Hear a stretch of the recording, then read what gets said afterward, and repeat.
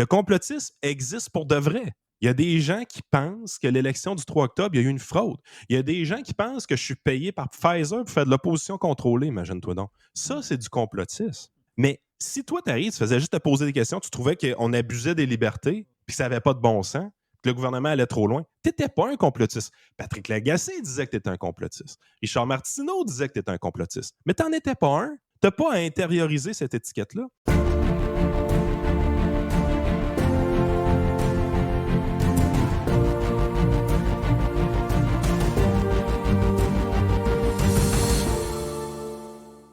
Sur Radio Pirate Prime, ce matin, j'ai aimé vers où tu t'es en allé. Je ne sais pas si tu as le goût de le partager avec les autres pirates cheap qu'on salue, parce que le point était bon.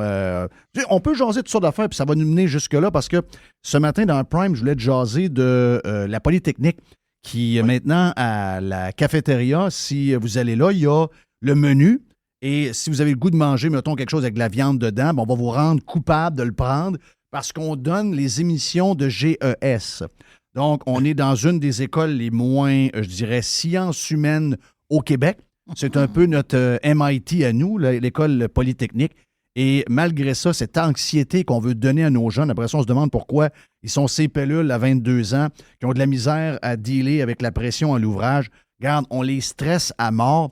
On est dans le wokisme mur à mur. Est-ce que ça l'est, ça, le wokisme, l'anxiété climatique? Oui, ça l'est, hein? Oh, oui, tu sais, quand tu arrives, le wokisme, c'est un grand terme, là, mais on rentre tout là-dedans. Oui, tu as le virtue signaling. Après ça, tu as la cancel culture. Tu as toutes sortes de trucs qui sont directement importés des États-Unis. Mais c'est symptomatique, je pense, d'une société confortable. Dans le sens que, tu sais, moi, je suis un gars des années 80. Moi, de la façon que j'ai été éduqué, j'ai été élevé, souvent, je ne suis pas gentil envers les boomers, mais aujourd'hui, je vais être vraiment gentil avec les boomers. C'est grâce à eux qu'on a sorti du paradigme du racisme d'une certaine façon. Tu sais, il y a plein de gens qui arrivent et qui nous disent, là, moi, là, si j'avais vécu dans les années 40, 50, là, c'est pas vrai que j'aurais fait de la ségrégation envers les Noirs. Ouais, je sais pas. Culturellement, c'était quoi à l'époque? C'était comme ça que ça fonctionnait, tout ça. T'étais-tu si hot que ça? T'es-tu vraiment une personne qui se serait tenue debout pour défendre ces gens-là à cette époque-là? Laisse-moi douter. Laisse-moi douter. Surtout si tu affichais fièrement ton passeport vaccinal et tu étais vraiment content que des gens soient exclus de la société. Oui. Laisse-moi douter un peu de tes intentions. Par contre... c'est parce que dans ce débat-là, juste te ramener, on a beaucoup d'occasions en ce moment de voir les gens qui fight. Donc, des gens solides, des gens qui se tiennent debout, malgré que le vent coureur est peut-être pas de leur bord. Donc, on l'a vu, là. Tu as raison que si on prend ces gens-là les mêmes, on les amène dans un contexte différent d'il y a 25-30 ans, avec les débats du temps, ces gens-là s'écrasent. Là. Carrément. Puis, tu sais, la raison pourquoi c'est facile pour une personne comme moi de 38 ans de dire que le racisme, ça n'a jamais fait partie de ma vie et ça n'en fera jamais partie, ben, c'est simple. J'ai été élevé dans les années 80 dans un contexte où est-ce qu'on nous disait clairement que la discrimination, c'était inacceptable. C'était pas quelque chose qui était une valeur de notre société. On était tous égaux. On était colorblind d'une certaine façon. Les hommes et les femmes, c'est normal qu'ils gagnent le même salaire pour le même travail. Toutes ces choses-là. Fait qu'on s'est ramassé avec une société qui a eu des grandes évolutions d'un point de vue du progressisme, si on veut. Tout ça, c'est pas grâce à moi. C'est pas grâce aux jeunes de mon temps. Là. C'est les gens qui ont mis en place ce système d'éducation, qui ont fait les changements dans les années 60, dans les années 70, pour permettre ce type d'éducation-là des jeunes des années 80 ou des jeunes des années 90. Oui, mais eux autres, ils vont te répondre, les woke, ils vont te répondre qu'ils sont en train de faire la même chose que ces gens-là ont fait avec les gens de couleur, avec les handicapés, avec ci, avec ça. Mais là, maintenant, ils ont comme élargi avec les gens de genre différents, etc. Tu comprends? Ils vont dire qu'on... Ils sont en train de tout détruire.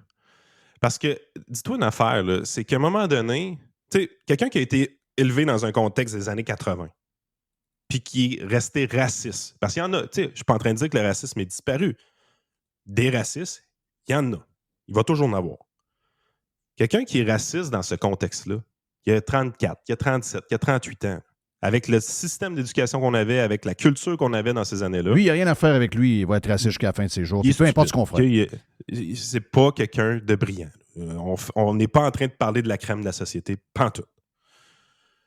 Seule affaire, c'est que est-ce qu'on nie le fait qu'il y a eu de la ségrégation, qu'il y a eu vraiment des difficultés pour les personnes de couleur, par exemple, en Amérique du Nord?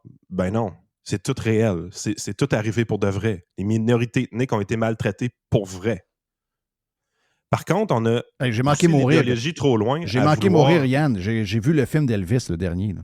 Puis c'était sur le colonel Parker. Puis quand ils sont au Tennessee, là, pas Nashville, mais Memphis. Et que Elvis fait un spectacle dans le parc de baseball, dans le stade de baseball, et qu'il y a une corde et des clôtures pour mettre les blancs et les noirs chacun d'un bord. Hein, spécial. Non, ça m'a viré à l'envers. Je sais, là, regarde, c'est l'histoire, je sais, on la connaît, mais de le voir de la manière que ça a été fait, ça m'a viré à l'envers bien raide, là. Et je veux pas qu'on change l'histoire. Si on refait un film sur ce spectacle-là, je veux qu'il ait la ségrégation. Je veux qu'on le voit. Ben, clairement. C'est réel. C'est réel ce qui est arrivé. Il faut le comprendre. Il faut s'arranger pour plus que ça arrive. Par contre, les woke d'aujourd'hui poussent beaucoup plus loin le bouchon en disant il faut qu'il y ait réparation. Et là, ça, c'est une dérive. Parce que tu ne corriges pas le racisme par le racisme. Tu sais, dans le discours de Martin Luther King, là, il nous dit clairement qu'il veut qu'on devienne indifférent à la couleur de la peau. Moi, c'est le contexte dans lequel j'ai été élevé dans ma vie. On m'a toujours dit que il y a des gens blancs qui ne peuvent plus postuler pour des hommes blancs ne peuvent plus postuler. Même à l'Université Laval, ici à côté de nous autres, à côté de nos studios, même là, tu ne peux plus. Donc, on est à la même place qu'on était. Finalement, on ne s'est pas mis, on est parti de l'autre bord complètement. Ils sont en train de tout démolir ce que les boomers ont réussi à construire avec leurs astifies de niaiseries. Puis ça, à un moment donné, il va falloir qu'il y ait des gens au Québec qui se lèvent contre ça. Heureusement, il y en a qui se lèvent contre ça, puis c'est une bonne chose. Où est-ce qu'on s'en allait un matin? C'est qu'à un moment donné, tu te dis, il y a toujours un appétit du côté de la droite politique pour un discours identitaire, mais on a de la misère un peu à trouver où est-ce que ça doit être. Ben, ça doit être sur ce type d'enjeu-là. La droite, si elle veut discuter de sujets identitaires, c'est vers un anti-wokisme d'une certaine façon. Donc, un respect des gens, un respect des valeurs. Comme on disait, Éric Duhem prend le discours de DeSantis et dit « Le wokisme vient au Québec pour mourir. » Exactement. Exactement. Puis ça, sérieusement, puis c'est quelque chose, malheureusement, qu'il faut se rendre compte, c'est que Québec solidaire a très bien compris cette game-là il y a plusieurs temps. Eux autres ont choisi leur camp, ont choisi leur façon de jouer la question identitaire. Ils jouent la question identitaire sur ces sujets-là. Sur les genres, l'identité du genre, toutes ces choses-là. Ils sont évidemment de l'autre côté de la clôture. Mais le fait de jouer sur ces problèmes identitaires-là leur a permis d'aller chercher un certain succès. Oui, officiellement, ils sont souverainistes, mais entre vous et moi, là, ils s'en foutent un peu. Tu ne vois jamais le parti politique de Québec solidaire mettre ça de l'avant. C'est juste des choses qu'ils font pour faire plaisir aux journalistes. C'est des vieilles questions identitaires. Les affaires de langue puis tout ça, là, c'est des vieilles questions identitaires. Si vous regardez les questions identitaires qui intéressent réellement Québec solidaire, c'est toutes les cochonneries woke que vous pouvez vous imaginer. Ben, le contrepoids présentement qui doit être établi sur les questions identitaires face à Québec solidaire, c'est le Parti conservateur qui est le mieux positionné pour le faire. Et ça va satisfaire également le besoin que plusieurs ont exprimé à l'intérieur du parti politique des conservateurs de dire c'est pas vrai qu'on va gagner une élection juste avec des questions fiscales avec la droite économique. Et honnêtement... Là, même le système de santé, comme tu disais, Martin. Même de parler du système de santé, oubliez ça. Même si on a été encabanés pendant 3 ans à cause du système de santé, tant que les Québécois n'ont pas besoin d'aller voir un médecin ou encore d'aller à l'hôpital, ils s'en crissent du système de santé, qu'il soit tout croche. Exactement. Puis ça... quand il y a eu la petite guéguerre un peu sur les questions nationalistes à l'intérieur du PCQ, il y avait un argument qui était tout le temps utilisé, puis j'étais obligé de le concéder. Je trouvais qu'il avait raison quand il disait ça, c'est que jamais le Parti conservateur du Québec va gagner une élection avec un discours qui est uniquement comme le mien, par exemple. Uniquement comme les choses qui t'intéressent vraiment de ton côté. Comme les choses qui intéressent vraiment la droite économique, qui s'est construite au fil du temps quand même depuis l'illusion tranquille de Joanne Marcotte, puis même avant ça, Radio X, 2003-2004, quand tu as vraiment commencé à parler beaucoup de ces sujets-là de ton côté. Ce discours-là, tu ne peux pas gagner une élection avec une droite fiscale, une droite économique. Ça n'intéresse pas le monde. Il n'y a personne qui parle de ça au Tim Hortons. Il n'y a personne qui parle de ça au McDo. Fait qu'à un moment donné, il faut que tu parles de questions qui intéressent le monde pour de vrai. Oui, la génération du baby boom, c'est la langue de leur côté. C'est leur vieux débat. Ils vont toujours s'ostiner là-dessus, à la vie, à la mort. Mais si vous regardez ce qui fait vraiment plus moderne en termes de questions identitaires, c'est toutes ces affaires-là de wokisme. Oui, mais je vais t'amener, tu as raison, mais moi, en tout cas, moi, je pense que ce que j'ai senti de la droite identitaire, c'est qu'ils veulent pas trop d'Africains, puis ils veulent pas trop d'Arabes, puis ils veulent pas trop de Brésiliens dans la place. On veut pas aller là. Ben, mais non, je sais, mais moi, c'est ce que j'ai plus pensé. Moi, je te suis à 200% où tu veux aller, mais j'ai l'impression que le Québécois est plus touché par des histoires identitaires reliées il a peur de disparaître, il a peur d'être remplacé. Le discours de Mathieu Bock-Côté résonne chez beaucoup de Québécois. Mais si, mettons, on va où tu parles, là, puis moi, regarde, c'est de la musique dans mes oreilles. C'est juste que Jerry dit, ça, c'est le discours de l'italienne, là, la nouvelle madame en Italie. Madame Mélanie. Ça veut dire, je suis une femme, je suis italienne, je suis pratiquante catholique. C'est ça, chrétienne. Je suis chrétienne, etc. Je suis mère de famille. Et je suis mère de famille. Puis une famille, comme les Russes l'ont exprimé via l'ambassade russe, c'est un homme, une femme, des enfants. Oui. Ça fait peut-être mal à entendre, mais c'est ce que certains vont revendiquer. Puis après ça, quand il arrive ça, c'est facile d'étiqueter ces gens-là comme étant des fascistes, des dangereux, de l'extrême droite, etc. Donc, si Éric Duhaime s'en va et il dit « Moi, là, c'est clair c'est clair que pour moi, je ne veux pas savoir ce que vous faites chez vous, mais quand vous allez présenter vos papiers, vous êtes un homme ou une femme. » Ensuite, vous êtes, regarde, on le sait, l'éco-anxiété, ça n'a pas sa raison d'être. Puis l'école ne doit pas commencer à jouer avec ça pour faire peur à nos jeunes. Tu comprends? Toutes les choses qu'on aimerait que Éric Duhaime utilise pour réveiller une fibre puis être plus émotif. J'aimerais dire de quoi ils vont te le ramasser en sacrament, là. Ils vont te le démolir. Là. Mais c'est nécessaire, puis de ce côté-là, je pense qu'Éric, tu sais, quand il nous dit clairement il veut être au Parlement pour ne pas que les gens s'expriment dans la rue ou d'une manière violente, mais qu'ils puissent s'exprimer au Parlement, comment c'est important. Moi, j'accepte ce discours-là à 100%. Puis c'est la raison, écoute le genre de backlash qu'il peut avoir. Ce serait une dérive de vouloir aller sur les questions identitaires d'une manière un peu idiote en disant la peur de l'autre, la xénophobie, dire on ne veut pas avoir d'immigrants ici. Ce serait complètement stupide d'aller vers là. Par contre, si on ne se lève pas aujourd'hui pour dire si on empêche des hommes blancs de postuler sur des postes de profs universitaires, on a un Christi de problème parce que c'est ça que vous allez créer. Il faut que ça l'arrête immédiatement. On a besoin de quelqu'un qui est assez intelligent pour se rendre compte que ces questions-là de wokisme, c'est une atteinte directement à notre démocratie, à notre liberté, et ça peut amener à des excès. On ne veut pas aller dans les excès. On veut prévenir ces excès-là. Donc, si vous ne voulez pas justement que les Québécois blancs commencent à renier ou à revenir dans un contexte un peu raciste, il faut freiner ces objectifs-là de réparation dans les milieux universitaires, de réparation des anciens gestes racistes qui se sont faits en disant « Ah, écoute, parce que les Noirs ont déjà été brimés, on va empêcher les Blancs d'appliquer sur des postes. » C'est complètement stupide d'aller là, mais tu as besoin d'avoir quelqu'un qui a une bonne maîtrise du discours, qui est intelligent, qui va jouer sur ces tableaux-là d'une manière intelligente pour ne pas amener les gens vers la facilité de la xénophobie. Mais t'as peu. Regarde, la madame en Italie, je sais que c'est un autre contexte, là. Sauf que la madame en Italie, moi, j'ai écouté plusieurs de ses vidéos, il la traite de fasciste et d'extrême droite. OK? Dans ce que je vois, c'est plus une femme de gauche avec des valeurs qui sont les valeurs du temps, les valeurs reliées au... Mais ils réussissent. J'ai pas vu encore les exemples. Ils les font jamais. Je connais leur recette pour être capable d'identifier quelqu'un comme étant fasciste et de l'extrême droite. Ils n'ont pas besoin de donner d'exemple. Ils ont juste à le répéter over and over. Ça finit par l'être. Mais peut-être qu'elle a eu un bout il y a 20 ans, puis elle a dit quelque chose de grave, puis là, aujourd'hui, il utilise ça. Mais moi, je pense que c'est ça qu'ils vont faire à Éric Duhaime.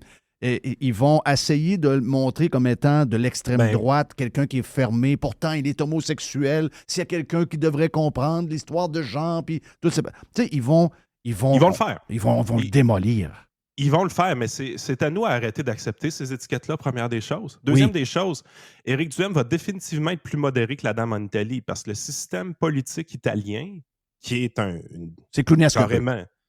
Écoute, c'est carrément une vraie proportionnelle. Là. Ça fait en sorte qu'il y a des dizaines de partis politiques. Ça fait en sorte que chacun des partis politiques est extrêmement niché. Et la personne qui dirige le Parlement, c'est pas la personne qui a le plus de sièges à l'Assemblée. C'est la personne qui réussit à monter une coalition de plusieurs partis politiques. C'est ça, c'est des alliances. Des alliances.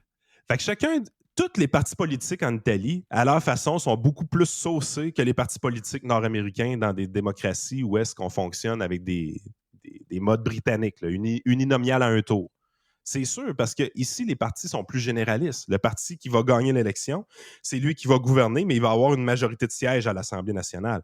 C'est un autre système. Fait, par définition, tous nos partis politiques, Québec solidaire y compris, vont être beaucoup moins saucés que les partis politiques européens qui sont dans ce type d'élection-là. Fait qu'il va y avoir plus de nuances. Ça, c'est définitif. Puis moi, je veux que... En fait, je pense que les grands questionnements que le Parti conservateur, qui était très légitime, avait pendant un certain temps, je pense que la solution est un peu là. C'est que oui, effectivement, tu dois diversifier ton discours pour toucher plus de gens. Par contre, oui, puis tu dois jouer sur l'aspect identitaire des choses, le côté plus émotif des choses, qui, soit dit en passant, sont des questions qui généralement m'intéressent quand même très peu. Mais tu dois le faire d'une bonne manière, d'une manière intelligente.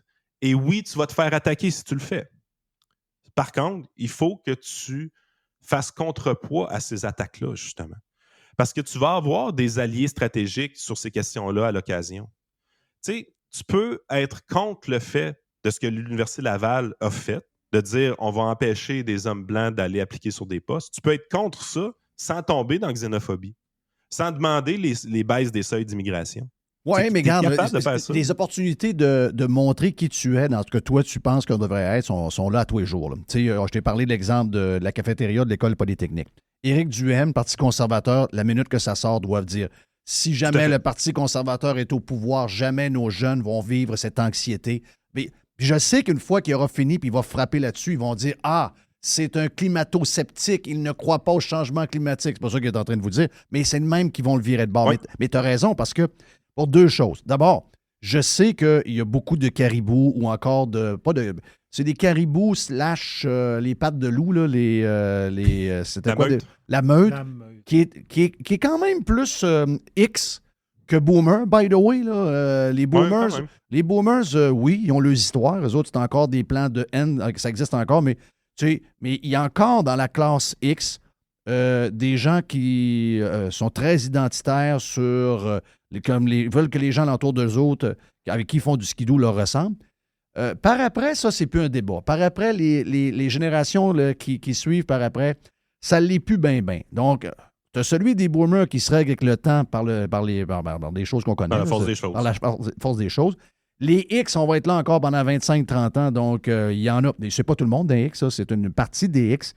Mais les X vont être les premiers à s'adapter au nouveau monde. C'est-à-dire que ils capotent de voir qu'ils n'ont pas le bon café au McDo. C'est parce qu'il n'y a pas de monde qui travaille. Donc, quand ils vont avoir une madame de l'Afrique, puis un gars du Brésil, puis un Mexicain qui coupe les cheveux, puis qu'il y aura une infirmière marocaine, il va finir par dire « Hey, c'est la meilleure chose qui nous est arrivée qu'on importe du monde à pocheter. J'ai déjà été réfractaire, mais là, une chance qu'ils sont là, sinon il n'y a plus rien qui marcherait. » Donc, eux autres, ils vont finir par se calmer. Donc, ce sujet-là, il est en train de mourir par la force des choses. C'est ça que je te dis. Tandis que le wokisme, on est en train de créer... en fait, on est en train de démolir la société qu'on aime. On est en train de démolir le monde, exact. Le monde qui nous tient à cœur, le monde qu'on était fiers de faire partie. Là, on est rendu tellement loin dans les histoires que là, on est en train de tout démolir ce qu'on a bâti. Et ça, il y a un jardin rempli de bonnes affaires à faire pousser là-dedans. Pour le Parti conservateur du Québec, c'est clair. Ben écoute, moi, au début, sérieusement, le wokisme, c'est pas quelque chose que je prenais beaucoup au sérieux parce que j'avais l'impression que c'était du monde qui nous trollait. Pour vrai, là. Tu sais, on va dire des affaires tellement insignifiantes qu'on va vous faire pogner une heure puis on va vous montrer comment vous êtes rabat-joie, vous êtes arriéré et tout ça. J'avais vraiment l'impression de me faire troller avec le wokisme. Mais finalement, ce que tu te rends compte, c'est que pour une génération très jeune, ça fait partie de leur vie pour vrai, là. Oui. Fait que là, à un moment donné, t'es là. Et l'autre affaire, c'est qu'on a eu peur, Yann. On a eu peur. Ils nous ont fait peur avec les étiquettes. Ils nous ont fait peur avec leurs attaques. On s'est fermé à la boîte. Le jour 1 où l'homme qui est devenu femme, il a le droit de faire ce qu'il veut. Nous autres, on est pro-liberté, donc dans la vie, on fait ce qu'on veut. On n'empêcherait jamais quelqu'un de le faire. Là. Mais sauf qu'il ne peut pas devenir la présidente de la Fédération des femmes. Voyons donc! Quand cette nouvelle-là est sortie, là, à l'époque... On s'est retenu. On trouvait tout ça insignifiant? Oui, mais on ne l'a pas dit publiquement. On avait peur. Puis, allez pas penser qu'ils n'ont pas leur bataille interne de leur côté. De leur côté, la guerre est en train de pogner parce que quand tu arrives et tu regardes le wokisme, un des éléments fondamentaux de ce courant de pensée-là, c'est la mouvance féministe. Il y a des gens qui ont construit leur réputation sur la mouvance féministe. Mais aujourd'hui, ces féministes-là, ces grandes féministes-là, sont souvent vues comme étant un ennemi à abattre par les nouveaux woke.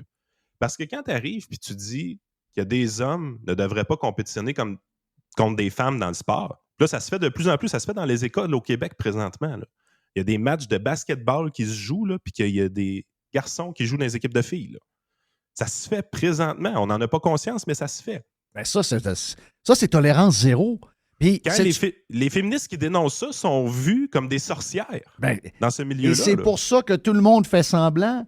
Il y a 2 semaines, je ne sais pas si tu as vu dans une genre de collège, il y a une série de belles filles en belles robes qui font un concours de la reine ou de la, je ne sais pas trop quoi, là, la Miss Université quelque chose. C'est toutes des belles filles, OK? Il y a un gros bonhomme laid, OK? Il est énorme, là. Oui, okay? j'ai vu la photo. Il est énorme. Il est laid. Peu importe comment il s'habille, en gars, en fille, il y a des traits. Regarde, il est pas beau. Il est pas beau homme, il est pas beau femme. Il est pas beau nulle part. En plus, il est out of shape, il est gros de même. Et là, ben, cette personne-là, qui est un homme maintenant... La grossophobie, Jeff. Ouais, là, non, j'ai plus rien. Hey, ça... Laisse-moi te raconter une autre histoire après. Je sais que tu n'aimes pas les potins, mais tu vas le trouver bon, celui-là. Là, le gars, le gros golet, il gagne parce qu'il s'habille en fille et toutes les filles alentour sont contentes. Sont toutes contentes. C'est extraordinaire. Mais non, c'est pas extraordinaire. C'est fake. Vous êtes des femmes, vous êtes toutes plus belles que elle, qui, elle, n'est pas une femme, c'est un homme qui s'habille en femme. C'est correct, elle fait ce qu'elle veut. Sauf qu'elle ne veut pas gagner un concours de même. Est-ce que tu penses que les filles qui sont arrivées à la maison, à leur mère ou à leur père, ont dit « Hey, on était tellement contentes que le gros Georges gagne. » À la maison, il pleurait. Ben non, à la maison, ils se disaient « Mais dans quel pays de fou on vit? » C'est ça qu'ils se disaient. OK? Hey, parce que les gens ont peur des étiquettes. Ben oui, le monde a peur. La fille qui arrive numéro 2 dans une compétition de natation qui a été gagnée par un homme. Oui. Qui se dit femme. Je veux dire, comment mais les filles ont pris la photo, la deuxième, troisième, quatrième, ils ont pris une photo sur le podium sans le gars. Ils l'ont mis sur les médias sociaux. Ils se sont fait démolir. Donc, c'est quoi le message envoyé aux autres? C'est fermez vos gueules. Ferme ta gueule. Mais il y en a une hier. Ça, c'est un potin que tu vas aimer. Jessie James Decker. OK? Ça, si vous écoutez du country, Jerry, tu la connais, superbe fille, chanteuse country, mariée à Decker, le gars qui a été dans la NFL longtemps, entre autres avec les Jets de New York comme wide receiver. OK? Super belle fille, lui, belle photo. Ben quoi, ils ont des beaux enfants? Ils ont des beaux enfants avec des beaux enfants qui vont devenir quoi, tu penses? Ben peut-être que sa fille va devenir chanteuse et son gars, ben il joue déjà du football. Donc, ils sont quelque part dans les îles pendant... le Thanksgiving en fin de semaine et envoie une photo sur les réseaux sociaux. Elle a des millions de followers, elle. Et on voit ces gars qui font du sport, ben, ils ont des pecs et ils ont des abs.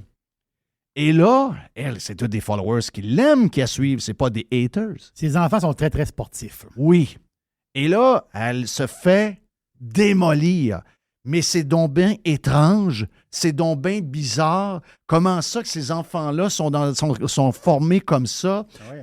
Donc, c'était le message de, pas tout le monde, mais le message de beaucoup de monde, c'est qu'elle aurait dû cacher ses enfants parce que ça l'envoie un mauvais message. Oh. Elle a répondu, elle a dit, ben on est dans un monde de fous. Si quelqu'un qui mange bien, qui fait attention à lui-même, qui s'entraîne, doit se cacher et que maintenant, seuls les gens out of shape doivent se montrer parce que ça, c'est sain. Elle dit là, on a vraiment les... Mais ça, c'est des valeurs d'une fille qui chante du country, qui n'est pas en tout dans le wokisme 0, 0, 0. Mais elle s'est tenue Elle s'est tenue debout, Yann. OK? Bravo. Ben, il y a des récompenses à se tenir debout, c'est définitif. Puis fait que, tu sais, honnêtement, je trouve vraiment que les claims étaient légitimes du côté conservateur de se poser ces questions-là. Je pense, par contre, s'ils restent strictement sur la question nationale, au lieu de comprendre que ce qui est important, c'est le débat identitaire, Moi, je pense réellement qu'ils vont passer à côté du sujet. Ça, c'est la chose qui est vraiment à garder en tête de leur côté. Fait qu'autant que leur claim est légitime, qu'il faut qu'ils soient assez brillants pour se rendre compte sur quel terrain de jeu ils doivent aller jouer. Parce que moi, là, mon seul intérêt en politique, pour vrai, là, c'est de comprendre les systèmes, comprendre comment les gens pensent, comment les gens fonctionnent, comment on peut améliorer les organisations, les questions fiscales, les questions économiques. Boring! I know. Boring! I know. mais en bout de ligne, il y a des gens qui aiment ces questions-là puis qui peuvent mettre de l'avant ces questions-là d'une manière beaucoup plus efficace que moi-même je peux le faire. Puis ça, c'est... Moi, je souhaite éventuellement que le Parti conservateur construise un discours intelligent sur ces questions-là. Pas juste populiste qui fait juste attaquer puis que tu te ramasses dans des affaires borderline xénophobes. Ben, moi, je trouve que DeSantis le fait bien. Tout à fait. Tout à fait. Mais je t'ai posé la question dans Prime. Est-ce que Éric Duhem est le bon gars pour faire ça? Éric, c'est une bébite de politique. C'est un geek de politique, mais c'est un intellectuel. Là. Éric, c'est un gars qui est pas... c'est pas le plus émotif. Oui, il a ses couleurs, mais je veux dire, c'est pas un gars qui est spectaculaire à ce niveau-là. Là. Mais il s'adapte bien, par contre. Oui. Il est capable de piler dans le nid de fourmi. Là. Oh, et puis un nid de guêpe, puis de donner un coup de pied à ça, il n'y a pas tant de peur que ça. Là. Fait que, tu sais, c'est un peu cette game-là. Puis je pense qu'à un moment donné, oui, il faut arrêter d'avoir peur des étiquettes, première des choses. Parce que ça, il y a toujours une frange de la population qui dit là, faut que tu sois là, tellement modéré que tu dis jamais rien de grave pour pas que les journalistes t'accusent de quoi que ce soit. Ça, tu veux pas ça. Mais d'un autre côté... Ben moi, je chantais ça un peu. Je chantais qu'il voulait jamais déplaire aux médias. Ça, là, faut qu'il s'enlève ça de la tête. Faut fighter ça. Puis l'autre affaire, par contre, il ne faut pas aller intérioriser ces étiquettes-là. Prenez un exemple, puis vous allez voir où est-ce que je m'en vais assez rapidement. L'étiquette de conspirationniste puis complotiste, elle a-tu été collée dans le front à Eric puis à notre gang? Mais comme c'est pas possible. Malheureusement, il y a des gens parfaitement raisonnables qui ont intériorisé cette étiquette-là. Ils sont devenus membres de la gang de complotistes puis se sont dit « Ah ouais, il faut être complotiste, parfait, je suis fier d'être complotiste. » Non, tu ne peux pas être fier de ça. C'est une étiquette péjorative.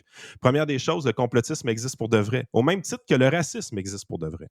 Jeff, combien de fois tu as été accusé d'être un raciste dans ta vie? Souvent. Même chose pour moi, alors que je ne suis pas du tout zéro pin bar. Mais on nous colle ces étiquettes-là pour nous discréditer. On n'a pas à intérioriser ces étiquettes-là. Malheureusement, dans la pandémie, il y a des gens qui ont intériorisé l'étiquette. Ils se sont dit fiers de faire partie de la gang du complotisme. Ben moi, je suis un anti-vax avec 2 vaccins. Mais exactement. Le complotisme existe pour de vrai. Il y a des gens qui pensent que l'élection du 3 octobre, il y a eu une fraude. Il y a des gens qui pensent que je suis payé par Pfizer pour faire de l'opposition contrôlée, imagine-toi donc. Ça, c'est du complotisme. Mais si toi, tu arrives, tu faisais juste te poser des questions, tu trouvais qu'on abusait des libertés, puis que ça n'avait pas de bon sens, que le gouvernement allait trop loin, tu n'étais pas un complotiste. Patrick Lagacé disait que tu étais un complotiste. Richard Martineau disait que tu étais un complotiste. Mais tu n'en étais pas un. Tu n'as pas à intérioriser cette étiquette-là. Donc, il y a 2 choses qui sont fondamentales dans le débat du wokisme. Premièrement, c'est vrai qu'on va se faire traiter de non. Oui, tu as raison. Ce point-là est bon. Ce point-là est bon. Il y a beaucoup trop de gens qui sont comme... Moi, je l'ai pris à un moment donné pour rire, pour les déstabiliser sur leurs étiquettes à pu finir. Je me suis auto-appelé poubelle. Je me suis appelé poubelle, extrême droite, toxique. Donc, tous les noms de totons qu'ils ont inventés, je me les ai collés à moi. Mais je veux dire, c'était une joke. Là. C'est du 2e degré, quasiment du 3e degré. Mais il y en a qui sont comme contents d'être dans un groupe X que eux autres utilisent pour vous démolir. C'est pas vrai que tous ceux qui... Il y en a plein. Ils disent hey, des fois, t'es contre moi quand tu dis que les complotistes... Mais non.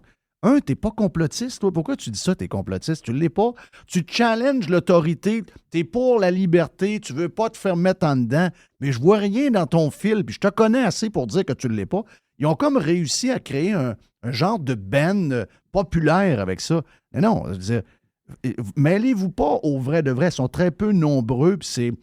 La majorité des gens qui défient, mettons, que ce soit les vaccins ou n'importe quoi, vous n'êtes pas d'un franc-maçon et des patentes de même. Là. Vous n'êtes pas à la même place. Là. Donc, tu sais, il y a des degrés de ça, mais laissez pas les autres vous définir. Exactement. Parce que ça va arriver dans la prochaine guerre contre le wokisme. Si les partis conservateurs s'en vont jouer sur ce terrain-là, guerre, by the way, qui est jouée par tous les conservateurs sur la planète. Là. S'ils vont jouer cette game-là, attendez-vous à une chose. Premièrement, vous allez manger de la boîte. Oui. Vous allez vous faire traiter de xénophobe. vous allez vous faire traiter de transphobe, vous allez vous faire traiter d'antiféministe. Toutes les étiquettes vont sortir. C'est la même recette qui est appliquée à chaque fois sur chaque débat. Donc, vous devez vous tenir debout face à ça, mais n'allez pas intérioriser les étiquettes et dire « Ah ouais, je suis raciste, ben je suis fier d'être raciste. » De quoi tu parles? C'est exactement, malheureusement, ce qu'on a fait avec le complotisme et le conspirationnisme, et c'est une erreur. C'est une erreur. On s'est laissé lancer ces étiquettes-là, et il y a même des gens qui l'ont intériorisé. Faites pas ça. Non, c'est parce que vous pas définir par c'est votre ça, adversaire. vous laissez l'adversaire vous définir.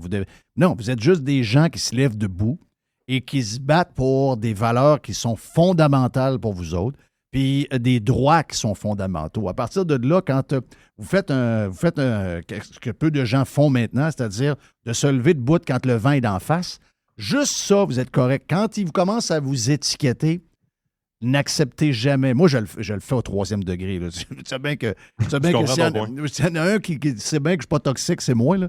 Mais quand j'embarque dans la patente, moi, je sais ce que je suis. Là. Puis je sais qu'il n'y a aucune étiquette que tous ces gens-là ont essayé de me mettre qui colle sur moi. Thank you, Yann. C'est bien le fun. Yes. Yann Sénéchal, votre conseiller.net. Puis si vous voulez l'écouter en podcast avec Frank, disponible sur toutes les applications de podcasting.